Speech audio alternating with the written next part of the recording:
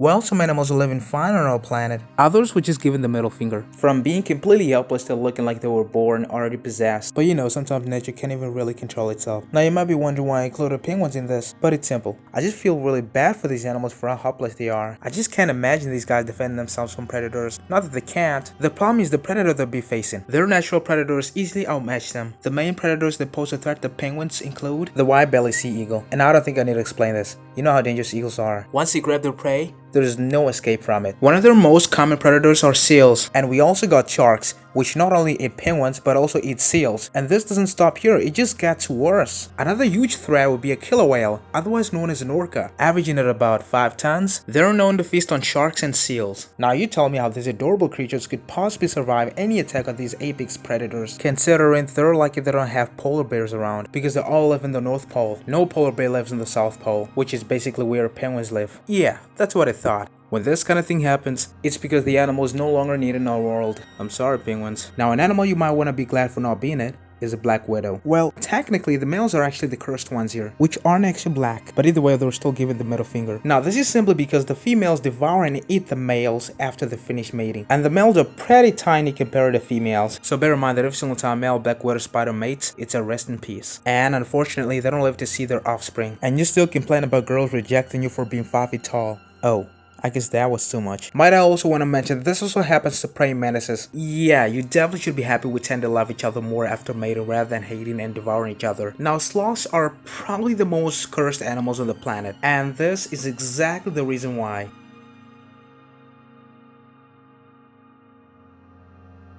Yeah, they're slow as hell. And also might hold the record for the slowest punch ever launched. Now in a bit that after that punch its heart was racing at a rate of 4 beats per minute. Not to mention the fact that it doesn't give a damn about where it's crawling. Even the snake is getting real confused. Even you wouldn't want to hunt a suspicious prey like this. This must have been the anaconda's worst nightmare. Okay, jokes aside, the reason why I included this animal here is because it's extremely helpless. It comes with an average speed of 0.15 miles per hour and can top at 0.27 miles per hour, making it one of, if not the slowest animal on the planet. They're commonly hunted by eagles and jaguars, occasionally even by cougars, but no matter what preys on them, they're unlikely to survive. I mean, this creature cannot defend itself from anything whatsoever. Their victims set it loose by default. God probably made this animal on the 7th day when he was tired. Now speaking of which, Sid is quite fast for a sloth. Another cursed animal on the list would be the cheetah. Yes, the cheetah. They're the most bullied animals on this list. And that's because they're not as strong for a cat and they're small relatively compared to their main rivals, which are lions, hyenas, and leopards. And the smallest among them, which is the leopard,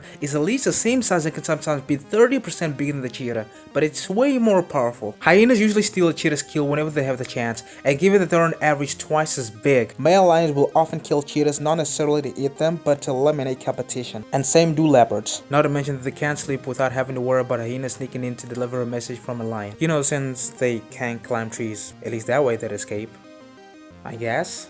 What I do know for sure is that they wouldn't bother fighting off a bigger enemy, because they're aware they're set to lose. Even a pack of wild dogs are known to chase off cheetahs from their kills. This next footage is a clear example of how many middle fingers cheetahs got.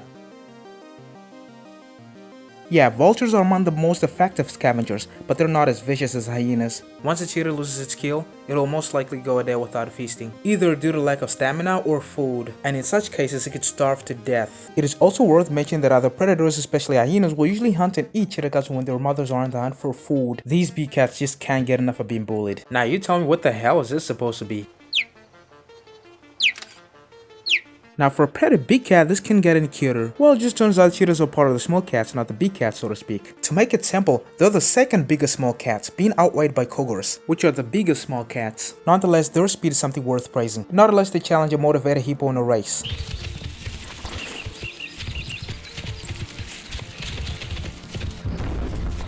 By the way, that seems to have had special effects. Let's give our fellow cheetahs a little bit of a break. This fish was abandoned by God. And if you thought aliens didn't exist, then you should check this out.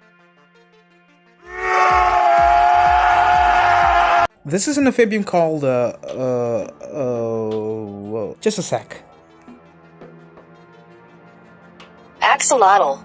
So, there you have it. And if you still think that this is not an alien, then you're not ready to live in this universe. The previous shown fish is a sea robins, and apparently it's evolving and having wings. Now I don't want to imagine fish being airborne with birds. Was this supposed to be a plant meat eating animal, or is it a cross between a saber-toothed cat and a deer? Well, for the record, it is called a water deer. My guess is this animal is designed to be a predator and its own prey. All jokes aside, this animal is a plant eater. I don't know if there's anything unusual about this guy, just thought its name was cool. Gonna name it to my next dog. It looks like a crying deer though, and they're among the smallest antelopes. Even with all this, Netjijus will never stop going crazy. I'm trying to find out if this was supposed to be a human fish or the son of devil.